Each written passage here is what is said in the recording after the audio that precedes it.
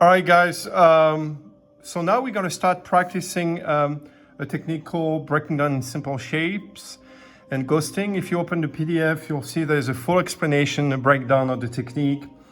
And you will have, today you will have 5 little drawings to do to practice that technique. So we're going to practice that technique for at least 3 sessions. Meaning this session we will practicing. You got to, maybe it's the first time you hear about it. So I want you to practice today, and then you'll have a PowerPoint for the next 2 of different photos to draw from, simple objects, going from simple to a little harder to harder.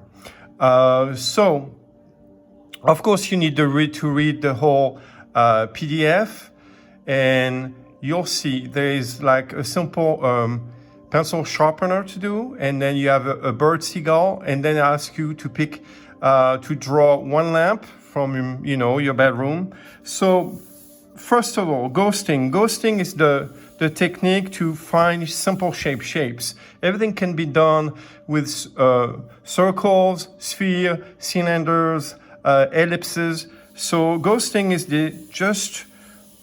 if I want to do a circle, I'm going to ghost the shape, meaning I'm not doing it, I'm not drawing it, I'm feeling it first.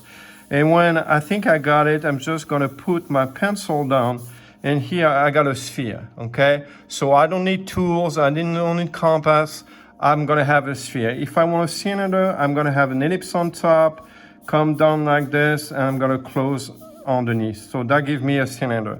So I can do several shapes like this, and when I combine them, it's gonna help me drawing objects and drawing all kinds of things. So for instance, if I wanna do a lamp, so I'm gonna start with an ellipse on top and a center line. Everything has a center line. Organic shape and mechanical shapes.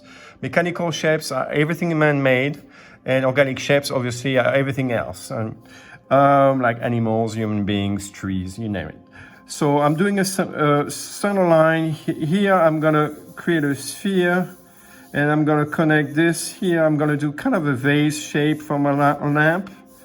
Because that's actually what I have at home. And then here I'm gonna do something like this to help me do the little foot, all right? And then here I'm gonna have my shades. So it's gonna be an ellipse in the bottom, a cone, it's a truncated cone, and this like that. Okay, then I can have axe like this, I can connect those two. And then here you could have the little core to power it. So here you go, I have, quickly designed, drew a simple shape, a lamp. I ask you to do a shoe also. So you kind of figure it out. You want to figure out a way to do your own breaking down. So maybe you can start with a little cylinder here, maybe a sphere, and maybe something coming forward here. And then this can help you drawing the base of a shoe. Maybe we can do like a little snow boot, even though we don't have snow or whatever it is, or maybe with laces like this. So, here we go. I got a simple shoe. So breaking down in simple shape and finding your center line for mechanical shape or even organic shapes, like if you draw something of your choice, I say, let's draw a pear. Okay, so a pear is going to be a sphere. I'm going to do a center line, and I'm going to put a cone on top, okay? Then it gives me the structure where I can go on top and modify a little bit if I want something that would be not so symmetrical. But it gives me the basic shapes to build upon, okay? So I want you to practice this technique, ghosting, breaking down in simple shape, using your center line. Like I said, you're going to start with the pencil sharpener, move on to the bird. The bird, you can do also a simple oval. It shows it a little differently in my PDF, and a simple oval for the head like this.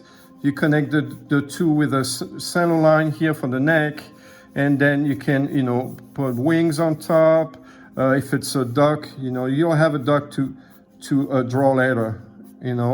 Can be done pretty easily, eye right here, and then it's floating on water. Here you go. So practice this technique. Do 5 objects: the sharpener, the seagull bird, the shoe, the lamp, and something of your choice.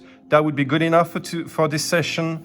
And then the next 2 sessions, you'll have more examples to draw from and more tutorial to look at to practice that technique. All right?